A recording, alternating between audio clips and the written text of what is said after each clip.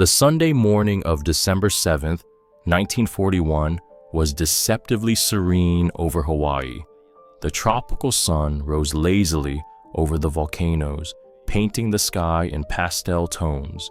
In the Bay of Pearl Harbor, the U.S. Navy's main base in the Pacific, a mighty fleet lay in a drowsy calm.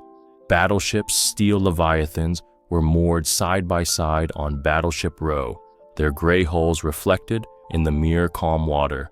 On their decks, sailors moved at a leisurely pace, preparing for the morning flag raising. Nothing hinted at the disaster to come. And then, at 7:48 a.m., this pastoral scene was shattered. The first wave of 183 Japanese aircraft, launched from 6 carriers, tore through the sky over the island of Oahu like a swarm of steel hornets. Moments later, a fiery maelstrom descended upon the ships and airfields. Bombs screamed as they fell, and torpedoes, specially modified for the shallow water, carved sinister white trails in their wake. The effect was devastating. The Americans were caught completely by surprise. The mighty battleships, steel titans, the pride and symbol of American power, were turned into flaming tombs. The USS Arizona, after taking a direct hit from a 1,000-kilogram bomb in its forward magazines, exploded with monstrous force, claiming the lives of more than 1,000 sailors. The USS Oklahoma capsized and sank, trapping hundreds of men inside. The California, the West Virginia, the Nevada, one by one, they settled on the harbor floor or were reduced to heaps of twisted, smoking metal. In 2 hours, Japanese aircraft had destroyed or crippled 18 warships and nearly 200 planes. America's Pacific Fleet, it seemed, had ceased to exist. In Tokyo, there was jubilation. Admiral Isoroku Yamamoto, the architect of this daring raid, had achieved his goal. He had awakened a sleeping giant, and he believed dealt it a mortal blow. The Japanese admirals, steeped in samurai tradition, were convinced that the outcome of a war was decided in a single decisive battle between fleets, an artillery duel between battleships, and they had just won that battle without even giving their opponent a chance to fight. Against this backdrop of triumph, one detail seemed insignificant, almost comical. Not a single American submarine was harmed in the attack. They were all either at bases too shallow for torpedoes or out at sea on maneuvers. But to the Japanese command, this was of no consequence. To the samurai spirit that permeated the Imperial Navy, the submarine was a coward's weapon, an unworthy tool for true naval warfare. They considered it useful for reconnaissance, but incapable of influencing the outcome of a campaign. They contemptuously called American submariners fishmongers and paper tigers. It was their greatest, most fatal mistake. While black smoke still hung over Pearl Harbor and rescuers worked to pull the living and the dead from twisted hulls, a short, chillingly concise order went out from Washington to every surviving base and every submarine at sea: execute unrestricted air and submarine warfare against Japan. This was a declaration of total war, a war of annihilation, a war without rules, without warnings, and without distinction between military and merchant vessels. And the leading role in this new invisible war was to be played by them, the paper tigers, so disdained by the Japanese. In the depths of the ocean, far from the eyes of admirals and politicians, long black predatory silhouettes, like sharks, were biding their time. They were America's last hope, and they were preparing to become its deadliest weapon.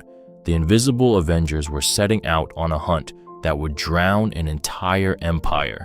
The order for unrestricted submarine warfare, issued in the first hours after Pearl Harbor, was meant to be a death sentence for the Japanese Empire. Dozens of American submarines, spread across the Pacific from Hawaii to the Philippines, immediately went on the attack. On paper, it looked formidable, but the reality was humiliating. For the Americans, the first months of the submarine war were a series of bitter disappointments, technical failures, and tactical errors. The main culprit for this fiasco was the miracle weapon on which all hopes were pinned, the Mark 14 torpedo. It was a complex, high-tech munition with two types of detonators, a conventional contact exploder that would fire on impact, and a top-secret magnetic exploder designed to detonate under a ship's keel, breaking its back. But in practice, this weapon proved to be not just unreliable, it was practically unworkable. American submarine commanders, risking their lives, maneuvered into perfect attack positions. They would fire a salvo and, through the periscope, see the bubble trails streaking true to their target, but nothing would happen. The torpedoes would either run under the ship without detonating, strike the hull and sink without firing, or explode prematurely. It soon became clear that the Mark 14 had three critical defects. First, it ran 10 to 13 feet deeper than set. This defect was the result of inadequate testing. The torpedo had been tested with a practice warhead that was lighter than the live one. Second, the magnetic detonator was so sensitive that it was often triggered by the Earth's own magnetic field, detonating the torpedo long before it reached the target. And third, the contact exploder was so fragile that a direct 90-degree impact would crush the firing pin before it could initiate detonation. It was a total failure. The submariner's primary weapon was a dud. Compounding, the technical problems were tactical ones. Most American submarine commanders had been trained according to pre-war doctrine. They were taught that a submarine's primary role was reconnaissance for the main battle fleet. They were to attack only major warships, conserving their precious torpedoes, and these attacks were to be conducted with extreme caution, from deep underwater, firing from long range. This doctrine might have made sense in theory, but in a real war against Japan's numerous convoys, it was completely ineffective. Meanwhile, the Japanese, despite their contempt for submarine warfare, had excellent anti-submarine defenses. Their destroyers were fast, maneuverable, and equipped with good sonar. Japanese sonar operators could distinguish the sound of an American submarine from the noise of the ocean. Once a submarine was detected, a relentless hunt began. Dozens of depth charges would rain down on the boat, shaking its entire hull, tearing instruments from their mountings and driving the crew mad. Many American submarines were lost in the first months of the war without ever firing a successful shot. The reports coming back from the submarines were filled with fury and despair. The torpedoes are duds. We're firing blanks. They're sinking us like kittens, the commanders reported.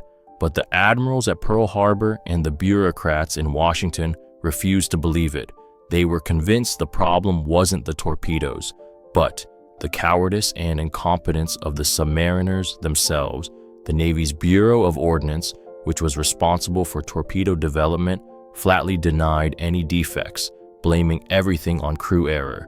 And so, the invisible war began with humiliating failure. The paper tigers had turned out to be just that, paper. Their first bites were toothless. Japanese convoys sailed the ocean almost unopposed, supplying their sprawling empire with everything it needed. It seemed that the U.S. submarine force, America's last hope, had failed to live up to expectations. But in the depths of this despair, the seeds of change were already being sown.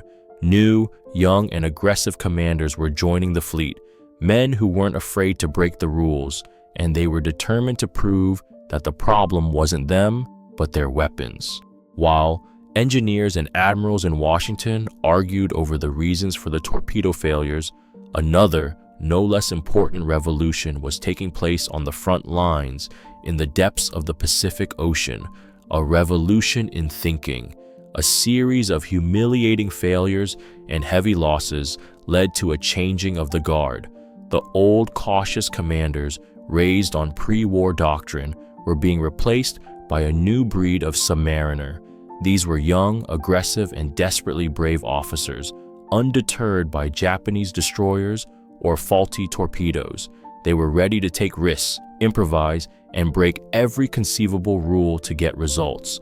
They were called the Sea Wolves, and they changed the course of the submarine war. One of the first and most prominent representatives of this new wave was Lieutenant Commander Dudley "Mush" Morton, who took command of the submarine USS Wahoo. Morton was the complete opposite of the classic submariner. Daring, charismatic, and sporting a pirate's eye patch, though his eye was fine, it was part of his image, he turned his boat into a true nightmare for the Japanese. He scorned the tactic of submerged attacks from long distances. Morton preferred to act audaciously, almost to the point of being suicidal. His signature style was the surface attack. At night, the Wahoo would sneak up on a Japanese convoy, remaining undetected against the dark horizon. Morton would wait until the enemy ships were at point-blank range before firing. The chances of missing were minimal. Afterward, the Wahoo, using its speed advantage over the merchant ships, would escape on the surface, shelling the enemy vessels with its deck gun. This was a tactic worthy of 17th century privateers, and it brought results. On one of his patrols, Morton sank 4 Japanese transports in 10 days, including a large troop transport. His report of the attack, sent to headquarters, became legendary. Wahoo in the chicken coop, roosters scattering. Following the example of Morton and other sea wolves like Richard O'Kane, Sam Dealey, and Eugene Fluckey, the entire tactics of the submarine force began to change. The Americans began to adopt the German concept of wolf packs. Several submarines would team up to patrol an assigned area. As soon as one of them spotted a large convoy, it wouldn't attack alone, but would radio for the pack. The boats would surround the convoy, coordinating their actions to launch a simultaneous strike from multiple directions. This turned the attack into a slaughter.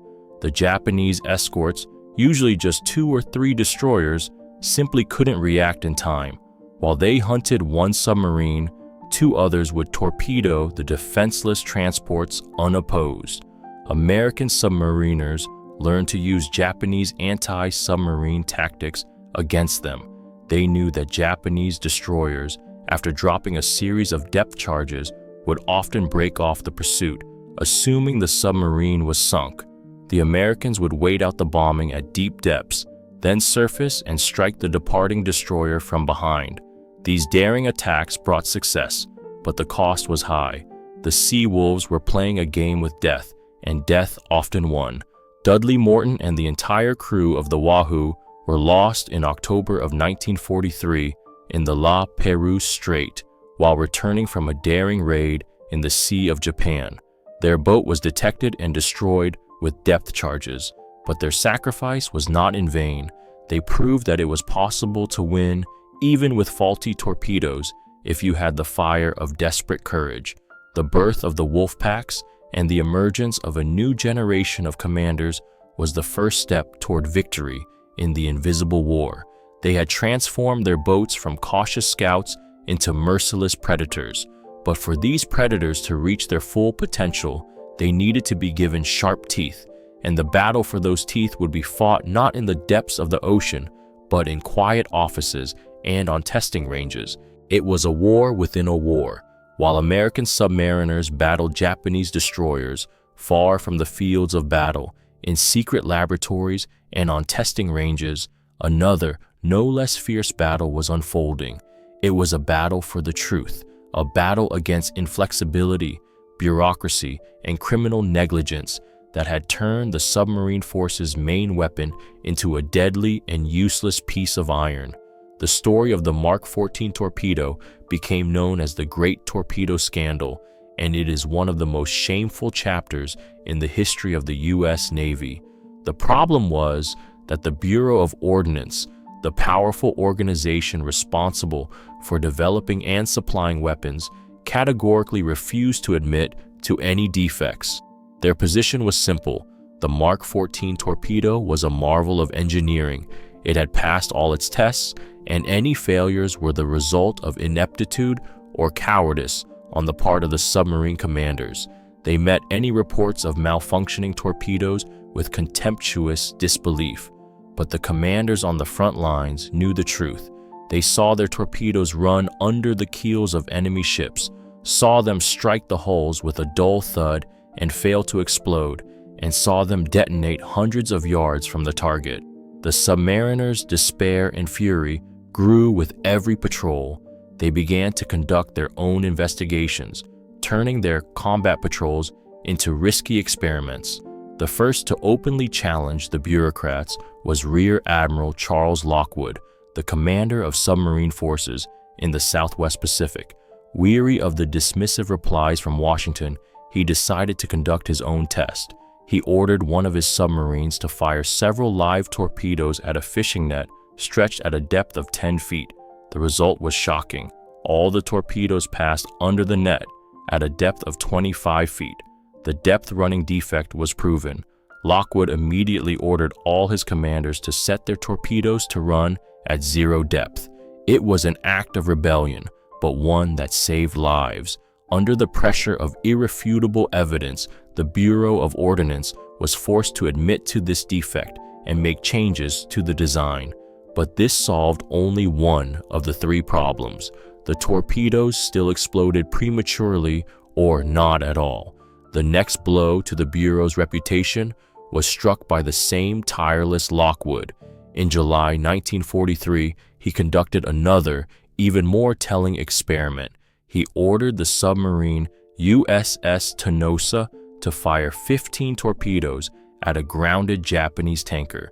The Tanosa's commander coolly fired at the stationary target as if on a training exercise. 12 torpedoes hit the tanker. Only 2 of them exploded. The rest simply bounced off the hull and sank. It was irrefutable proof that the contact exploder was also faulty. Even after this, the Bureau of Ordnance remained obstinate, and so Lockwood resorted to extreme measures. He had several dud torpedoes brought to the base at Pearl Harbor and began conducting tests, dropping them from a derrick onto a steel plate. An incredible fact was discovered. The firing pin mechanism was so heavy that on a direct 90-degree impact, inertia simply prevented it from working. The torpedo would only explode on an oblique impact. In other words, the more accurate the commander's shot, the less chance it had of succeeding. By the end of 1943, nearly 2 years after the war began, all the defects of the cursed Mark 14 torpedo were finally fixed. The magnetic exploder was deactivated for good. The heavy components of the contact exploder were replaced with lighter ones made from an aluminum alloy that, ironically, had been copied from the wreckage of a downed Japanese fighter plane. The paper tigers had finally been given steel fangs. This 2-year struggle cost the U.S. Navy dozens of lost submarines and the lives of hundreds of submariners, but it also hardened them, turning them into the most experienced and ruthless hunters at sea. Now, with a reliable weapon in their hands, they were ready to unleash a true war of strangulation against the Japanese Empire. By the beginning of 1944, the war in the Pacific had entered a new, merciless phase. It was a war not for islands or for mastery of the sea. It was a war of attrition, a war against the very economic lifeblood of the Japanese Empire. And the main weapon in this war was the American submarine. Finally equipped with reliable torpedoes, they unleashed a total, methodical, and chilling campaign of terror against the Japanese merchant fleet. The slow strangulation of the island nation had begun. The Japanese Empire, for all its military might and samurai spirit, was a colossus with feet of clay. It was a country completely devoid of its own natural resources. Its entire military-industrial complex, its entire army, and its entire fleet ran on imported raw materials: oil from the Dutch East Indies, iron ore, and coal from Manchuria, rubber from Malaya, bauxite, tin, nickel, food. All of it was transported to Japan by sea. Its sea lanes, stretching for thousands of miles across the Pacific, were its jugular vein, its lifeline, and it was this vein that the American submarines sank their teeth into. Submarine commanders were given a simple, clear order: sink anything that moved under a Japanese flag. The priority targets were tankers. Every sunken tanker meant that dozens of Japanese planes would not take to the air, and ships would be left to rust in port. The hunt for tankers became a kind of sport. The explosion of a fully loaded oil tanker was one of the most terrifying and mesmerizing sights of the war. A torpedo hitting a tank would cause the vapors to detonate, and the giant ship would instantly become a fireball, sending a column of black smoke several kilometers into the sky. The submariners called them flamers. Next in importance were ore carriers and transports carrying raw materials. Sinking them was not as spectacular, but the effect was no less devastating. Steel mills in Osaka and Kobe, deprived of ore and coal, shut down their blast furnaces. Aircraft factories in Nagoya, lacking aluminum, cut back on fighter production.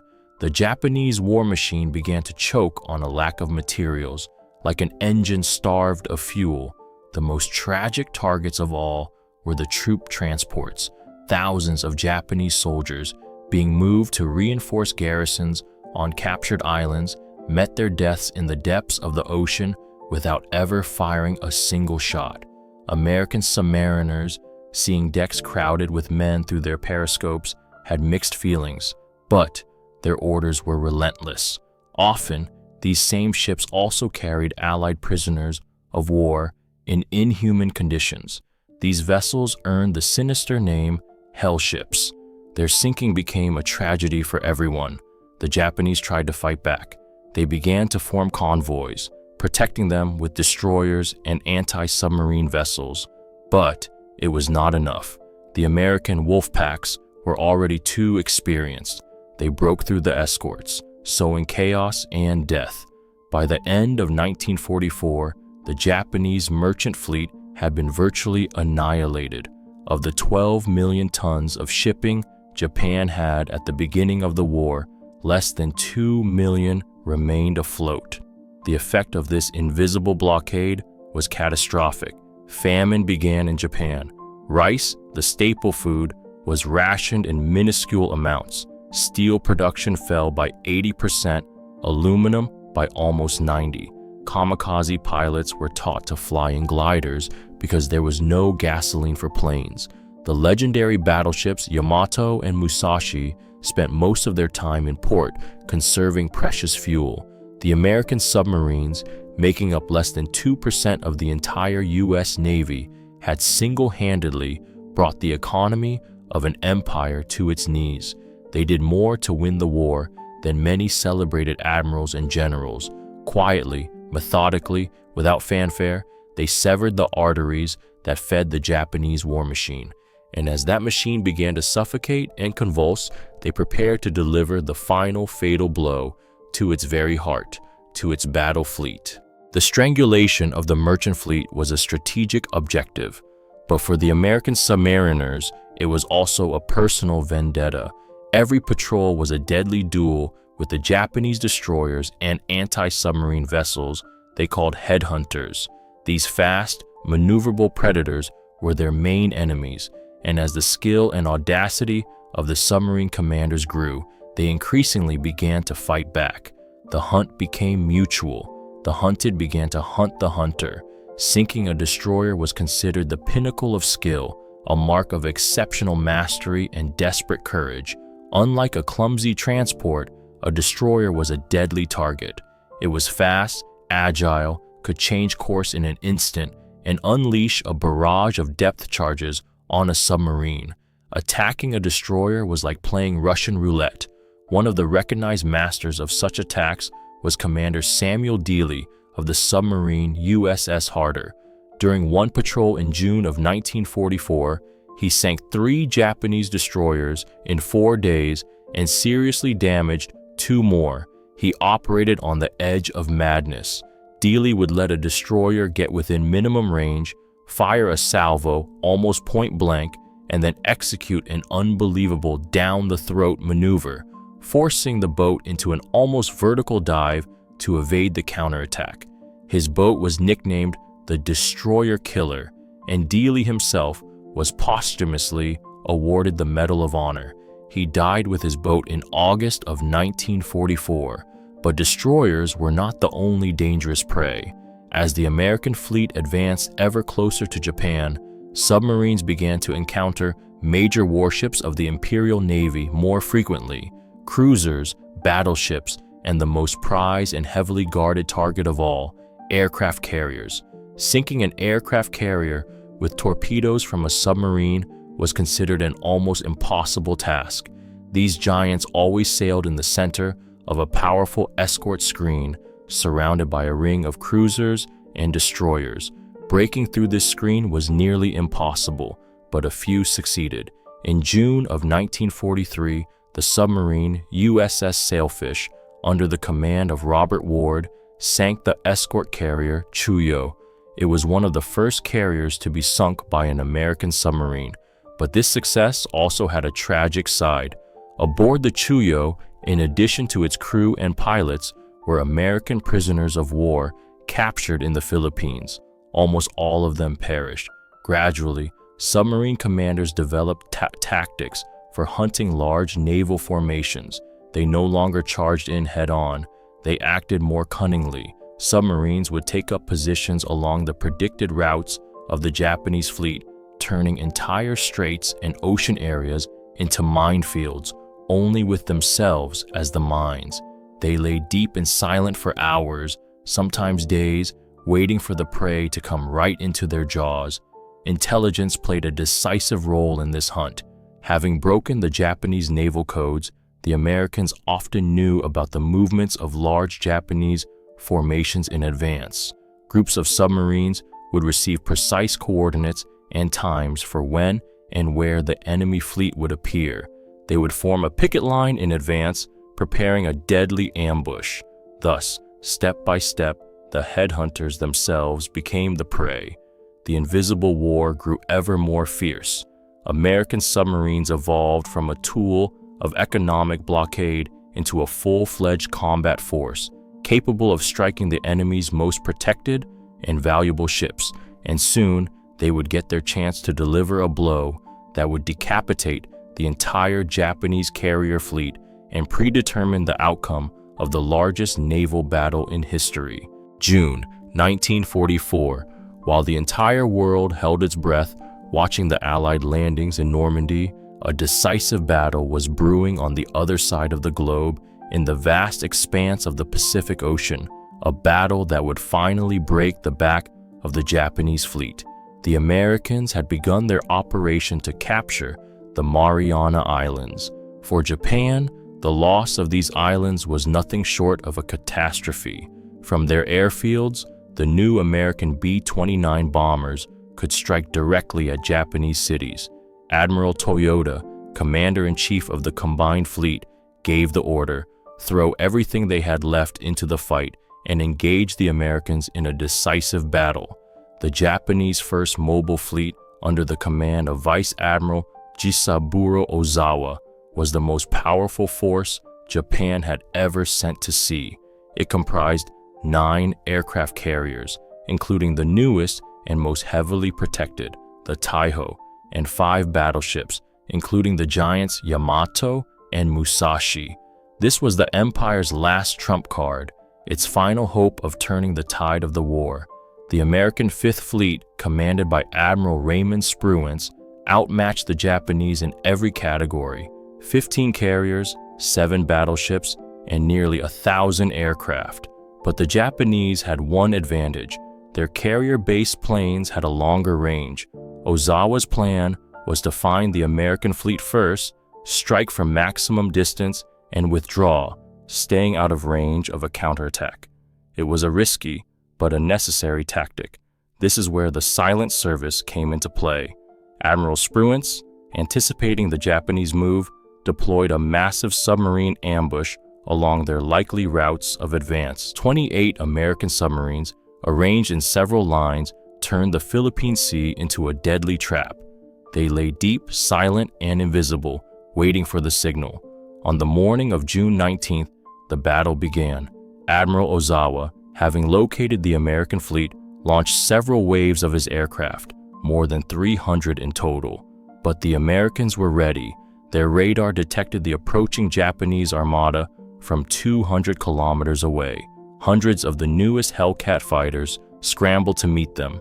What followed was a slaughter that American pilots would later call, with dark humor, the Great Marianas Turkey Shoot. The Japanese planes, inferior in speed and armor, and flown by inexperienced, hastily trained pilots, were shot down by the dozens. Only a handful reached the American ships, causing almost no damage. Meanwhile, as this carnage unfolded, in the sky, another, no less dramatic hunt was taking place in the depths of the ocean. At 9 o'clock in the morning, the submarine USS Albacore detected the flagship of the Japanese fleet, the brand new carrier Taiho. Breaking through its destroyer escort was nearly impossible. The Albacore's commander made a desperate decision. He fired a spread of 6 torpedoes from a very long range. 5 of them missed, but one, just one, found its mark. The hits seemed minor. The torpedo struck the bow, damaging an aviation fuel elevator, but this damage proved fatal. Gasoline vapors began to accumulate in unventilated compartments. The Taiho, the pride of the Japanese fleet, lacked a centralized ventilation system. 6 hours later, this volatile gas was ignited by a stray spark. A monstrous explosion tore through the flight deck, and Japan's most modern aircraft carrier, engulfed in flames, sank to the bottom. 3 hours after the attack on the Taiho, another American submarine, the USS Kavala, spotted another major target, the Pearl Harbor veteran, the carrier Shokaku. It was in the process of recovering aircraft returning from the failed attack. The Kavala closed to a perfect distance and fired 6 torpedoes. 3 of them hit home. Fires broke out on the Shokaku and quickly raged out of control. A few hours later, it exploded and sank. In a single day, before the American carrier planes could even launch their counterattack, 2 American submarines, operating from ambush, had decapitated the Japanese fleet. They had sunk 2 of Ozawa's 5 heavy carriers, including his flagship. When American pilots finally found the remnants of the Japanese fleet the next day, all that was left was to finish off the wounded beast. The Battle of the Philippine Sea was a crushing defeat for Japan. Their carrier fleet had effectively ceased to exist, and the decisive role in this victory was played not by admirals or celebrated ace pilots. It was played by the paper tigers, who were in the right place at the right time and delivered 2 fatal bites. It was the most incredible duel in the history of naval warfare, a contest that pitted 2 absolute opposites against each other, the largest and most powerful aircraft carrier ever built, and a modest, unremarkable submarine on its very first combat patrol. This story became a legend, a symbol of how persistence, luck, and the desperate courage of one man can overcome even the most seemingly indestructible power. The Goliath in this story was the Japanese supercarrier Shinano. It was the Imperial Navy's most secret project. The Shinano was originally laid down as the 3rd Yamato-class battleship, but after the catastrophic losses at the Battle of Midway, the decision was made to cancel. The project was made to complete it as an aircraft carrier. And it wasn't just any aircraft carrier, it was a floating super fortress, a 72,000-ton giant covered in armor capable of withstanding hits from the heaviest aerial bombs. It was so enormous and, it was believed, unsinkable that its crew jokingly called it Emperor Hirohito's Sapporo, or Hirohito's castle on the open sea. The David in this story was the American submarine USS Archerfish and its commander, Joseph Enright. This was their first combat patrol. The crew was green, untested in battle, and Enright himself had a reputation as a somewhat unlucky officer. Their mission was a routine patrol off the coast of Japan. No one expected any heroic feats from them. On the evening of November 28, 1944, the Archerfish was on the surface, charging its batteries. Suddenly, The radar operator reported a contact. A large blip appeared on the screen, too large for an ordinary vessel. Enright assumed it was a tanker and ordered a pursuit, but as the submarine closed in, it became clear this was something much, much bigger. In the night's gloom, the silhouette of a gigantic ship, surrounded by an escort of 3 destroyers, took shape. The chase began.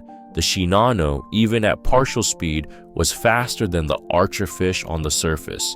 Enright knew he couldn't win in a straight race, so he made the only correct decision. He studied the Japanese formation's course and realized it was on an anti-submarine zigzag pattern. Enright didn't chase the giant. Instead, he plotted an intercept course, trying to anticipate its next turn. It was a game of intuition, a desperate all-or-nothing gamble. He pushed his boat to its absolute limit, risking burning out the diesel engines, but stubbornly held a parallel course. The chase lasted for 6 hours, 6 hours of incredible tension, and then, around 3 o'clock in the morning, luck smiled on Enright. The Japanese escort, having failed to notice the pursuer, made a fateful turn, exposing the Shinano's unprotected side. It was the perfect moment to attack. The archerfish submerged and prepared to fire. As coolly as if on a training exercise, Enright calculated the firing solution and launched 6 torpedoes. He then immediately ordered a deep dive, preparing for the destroyer's counterattack. A tense silence fell inside the boat. The crew listened, and then the sonar man heard them. 4 deafening explosions, one after another, shattered the night silence. 4 of the 6 torpedoes had found their target. Aboard the Shinano, little importance was initially given to the hits. The crew, inexperienced and poorly trained in damage control, was confident in their ship's invulnerability. The damage seemed minor, but the torpedoes had struck the giant in its most vulnerable spot, the joint between the anti-torpedo bulge and the main hull armor. Water began to flood the compartments. Due to design flaws and shoddy construction, the watertight bulkheads couldn't withstand the pressure. Small leaks turned into raging torrents. By dawn, it was clear the ship was doomed. The list was increasing with every minute. Attempts by the destroyers to take the giant in tow failed. At 11 o'clock on the morning of November 29th, just 20 hours after setting out on its first voyage, the largest and most powerful aircraft carrier in the world, the pride and last hope of the empire, capsized and sank, taking more than 1,400 men with it. Commander Joseph Enright of the Archerfish reported to headquarters that he had sunk a large aircraft carrier. They didn't believe him. Intelligence was certain that all major Japanese carriers had already been destroyed. It was only after the war, when Japanese archives were studied, that the incredible truth was revealed. The modest submarine, commanded by an unlucky officer on his very first patrol, had accomplished the impossible. It had single-handedly slain the giant. This feat became the most famous and most incredible victory in the entire history of submarine warfare. By the beginning of 1945, the Japanese empire resembled a mortally wounded beast. It was still vast, its army still numbered in the millions, and its people were prepared to fight to the last breath, but its insides had been hollowed out and its arteries severed. And the primary cause of this agony was the quiet, invisible work of American submarines. Famine gripped the cities of Japan. The rationing system introduced at the start of the war had become a fiction. Rice, the staple of their diet, became a luxury. People ate roots, tree bark, and acorns. School children were sent into the fields to gather edible grasses. The food shortage, caused by the sinking of merchant ships, was so acute that the government seriously considered plans to evacuate the populations of major cities to the countryside. Industry was paralyzed. There was a shortage of everything: oil, coal, iron ore, rubber, and bauxite. The great battleships Yamato and Musashi were sent on their final, suicidal mission with barely enough fuel for a one-way trip. Aircraft factories, instead of producing the latest fighters, were forced to assemble planes of last resort, the manned Oka bombs made of wood and equipped with a primitive rocket engine. Kamikaze pilots were taught to fly in gliders to conserve precious gasoline. The American submariners, sensing the enemy's agony, grew ever more brazen. They no longer feared entering the most heavily guarded waters. They began to penetrate the Sea of Japan, which the Japanese considered their own inland lake, and sink the last surviving coastal vessels. Operation Starvation, in which aircraft and submarines mined all the approaches to Japanese ports, finally brought maritime traffic to a complete standstill. But even under these conditions, the Japanese military leadership refused to admit defeat. They prepared the country for a decisive battle on their home soil, Operation Ketsugo. Millions of soldiers and civilians, armed with whatever they could find, from bamboo spears to old hunting rifles, were to meet the American invasion on the beaches and drown it in blood. They were prepared to sacrifice the entire nation rather than face the shame of surrender. It was at this moment, as the empire's agony reached its peak, that two new, horrifying factors entered the stage. On August 6, 1945, an American bomber dropped an atomic bomb on Hiroshima. 3 days later, on August 9th, a second bomb was dropped on Nagasaki. On the same day, the Soviet Union entered the war against Japan, and its forces launched a swift offensive into Manchuria, destroying the Kwantung Army. These two blows finally broke the will of the Japanese leadership to resist. Emperor Hirohito, seeing his country on the brink of total annihilation, made a historic decision. On August 15th, for the first time in history, he addressed his people by radio and announced the acceptance of the terms of the Potsdam Declaration and unconditional surrender. The Second World War was over. The contribution of the American submarine force to this victory was colossal, though not always obvious. They did not drop atomic bombs or storm islands. They operated quietly, in the shadows, but it was they who created the conditions under which surrender became the only possible option. They deprived Japan of the resources to wage war, destroyed its economy, and undermined its belief in victory. They slowly but surely strangled the empire until it drew its last breath. The invisible war had been won, but that victory came at a terrible price. September 2nd, 1945, aboard the battleship USS Missouri, anchored in Tokyo Bay, representatives of the Japanese Empire signed the Instrument of Unconditional Surrender. The war, which claimed tens of millions of lives, is officially over. On this day, everyone was celebrated: the pilots, the Marines, the admirals, the soldiers. But in the shadow of this public triumph remained one service whose contribution to victory was enormous, but whose exploits were hidden from view by the ocean's depths. This was the silent service, the U.S. Submarine Force. Their war was unlike any other. They had no spectacular battles or heroic assaults. Their work was slow, grueling, and deadly. For days and months on end, a crew of 80 men lived inside a steel cigar, in cramped quarters, in stale air, under constant tension. Every sound, every creak of a bulkhead could signal approaching death, and then a short, furious battle, a few minutes of terror as depth charges rained down on the boat, and then silence again. And so it went, patrol after patrol, until your luck ran out. But the results of this quiet work were stunning. Over 3.5 years of war, the American submarine force, which constituted less than 2% of the entire U.S. Navy, sank 55% of all Japanese tonnage lost in the war. That's more than 5 million tons. 1,314 Japanese vessels went to the bottom, including 214 warships. Among them were 1 battleship, 8 aircraft carriers, 11 cruisers, and dozens of destroyers. No other branch of the military could boast such efficiency, but the price for this efficiency was appalling. The submarine force suffered the highest casualty rate, percentage-wise, of all U.S. armed forces.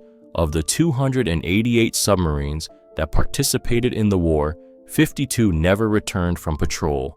1 out of every 5 submarines remained on the ocean floor, a steel coffin for its crew. 3,505 American submariners were killed, 22% of the force's total personnel. It was the highest loss rate of all. Everyone who went on patrol in a submarine knew that their chances of not returning home were 1 in 5. After the war, their deeds were quickly forgotten. Against the backdrop of atomic bombings, grand amphibious operations, and tank battles, the silent war under the sea seemed secondary. No blockbuster movies were made about them. No streets were named in their honor. They remained the forgotten heroes of the most terrible war in history. Their monuments are not granite statues in public squares. Their monuments are the rusting hulls of Japanese ships lying on the bottom of the Pacific, from the Philippines to the shores of Japan itself, and the 52 American submarines that still stand their eternal watch in the dark, cold depths, guarding the peace for which they paid with their lives. They were the silent service, the invisible avengers who went on the hunt after the humiliation of Pearl Harbor and drowned an entire empire. Thank you for watching to the end. If you liked it, please give it a like, subscribe, and don't forget to hit the bell so you don't miss new videos. There are more amazing stories to come.